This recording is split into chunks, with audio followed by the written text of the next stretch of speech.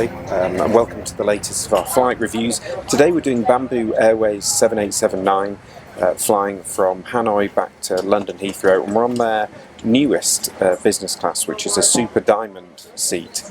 It's in a 1-2-1 configuration, and the Super Diamond seat is the same seat with variations that you get on British Airways and also on Etihad. And having flown on both of those, it will be interesting to see how this one compares. The first difference, obviously, is there isn't this sliding door, so I guess they wouldn't call it a suite. But in all other aspects, it's very, very similar, and it will be really interesting to see what it is like, particularly on a flight of this duration, which they haven't told us yet, but will be about 13 hours, I would have thought. It's quite a surprise because on the way over, which you can watch the other flight review, we were in a similar configuration, 1-2-1, but it was a different seat. It was the Safran, effectively, aerospace seat. This one is the Super Diamond seat in a 1-2-1 configuration with more privacy, and it's a newer generation seat, very comfortable, so it will be good to see how it performs. The 787-9 in this configuration is 3 class.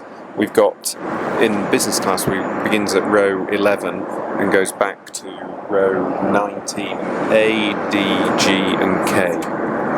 In row 11, which is where I am on this flight, 11A, there is no D and G because of the, well, I think crew rest, it goes up there. So you've basically got row 11 is A and K, and then 12 is the first full row of 1-2-1, and then it goes all the way back to 19. So 19 is the back. So there's 26 business class seats, 21 premium economy, 247 economy. There's a fair bit of storage on the seat. First up, I guess we'd talk about this one. You see it's where the controller is for the IFE. Also got your power in there, that's AC power, and you've also got USB power, and then that's the jack for the headphone socket.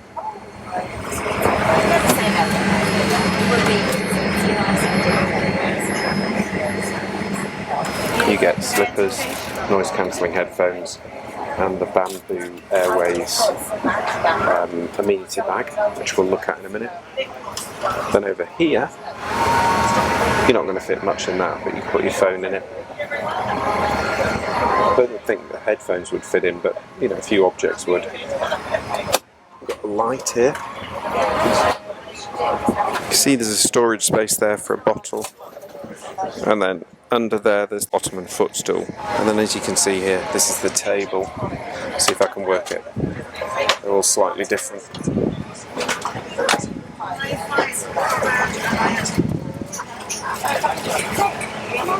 It's a very big table. So you had to do some codes. I always find it embarrassing when they say, what can you ask social? Those are the presets for the seat. Pretty obvious.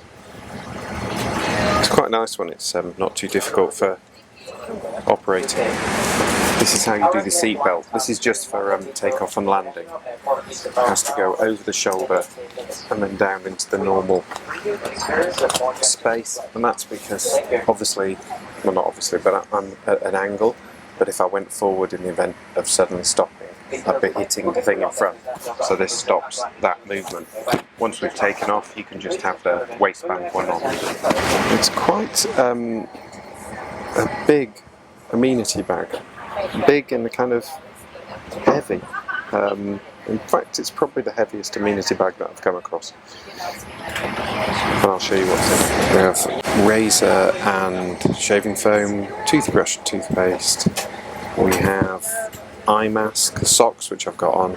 These cute little stickers. Say wake me up for a meal or leave me alone. There you go. Mouthwash, hand sanitizer, body lotion, earplugs, and a hairbrush. Okay, well, good morning. It's been a short flight check in one sense, partly because I didn't want to make a load of noise with everyone going to sleep, partly because I wanted to go to sleep, to be honest. But we're about an hour, no, 2 hours outside Heathrow. Looks like we're going to land an hour early, which is always a bit of a bonus. Good night's sleep on this Super Diamond seat. Weirdly enough, I'm in 11A and my seat didn't recline. There's a fault with it. It didn't recline all the way, but it was only 2 or 3 degrees from that. I don't know if you can tell that from the blurry video I was trying to film before we went to bed, but it does go fully flat. Didn't make any difference to me, to be honest, because I managed to sleep for 5 or 6 hours, which is all I needed. The food on this has been okay. I mean, it's a bit difficult because I have the vegetarian food, and sometimes that can work in your favour and sometimes it can be a disaster. It wasn't a disaster, but it wasn't that tasty either. Speaking to my colleague, she said, yeah, the food was fine. She's gone for the Vietnamese menu, and you get things like noodles for breakfast in a soup, which is obviously just what you want. What else can I tell you about the flight? The flight attendants have been excellent. I mean, language skills are always a little bit of a problem, and it was more of a problem on this one. Really, really keen to help and asking questions, but because they're wearing masks and we're not, it makes it doubly difficult to work out. So a lot of things have to be repeated 2 or 3 times. That said, you know, they make the extra effort. You know, this Vietnamese coffee that involves dripping through, you'll have seen it if you've been to Vietnam. They actually do that for you, give you an offer of, do you want it black, do you want it with milk, do you want it with condensed milk? So little things like that, I think, make a big difference. And it's a comfortable, quiet cabin. Funnily enough, there's a very young baby on board, and obviously you've always got the thing of, oh, baby's in business class, but it's often double the problem if it's a quiet cabin, because you can hear them so much more clearly. But this baby's been absolutely fantastic. As a result, we're all saying to ourselves, you know, oh, what a lovely child, what a lovely child. Well, if it had screamed all night, it would have been the devil incarnate. So that's probably the end of the review, unless anything very exciting happens. Leave a comment on the bottom. Do try and watch this one alongside the other Bamboo one, because if you are flying Bamboo long haul, I don't know of a way that you're going to know which business class you're going to get if you're booked in business class. You might get the saffron seat, which is perfectly good, all aisle access 121, but isn't as good as this Super Diamond one. Having said that, you know, they're not pricing them differently, so I guess it's lucky dip, but I don't know a way that you would know, because you'd think we'd get the same seat coming to and from. I also think that it's not necessarily going to be the case that this is going to be the Heathrow flight. So although you'll see on all the tagging and the rest of it, I've said this is London Heathrow to Hanoi, and now this flight, Hanoi to London Heathrow. I heard from people in Hanoi at Bamboo Airways that their customers are saying they don't feel they're getting the service at Heathrow, particularly around baggage and queues and that sort of thing.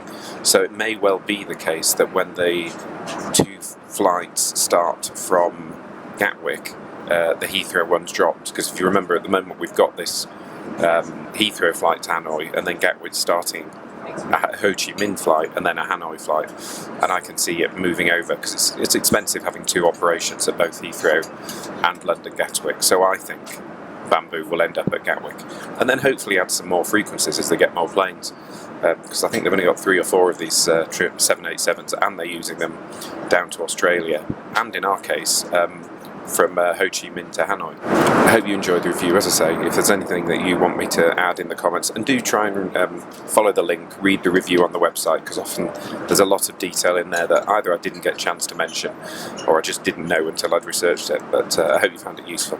Thanks.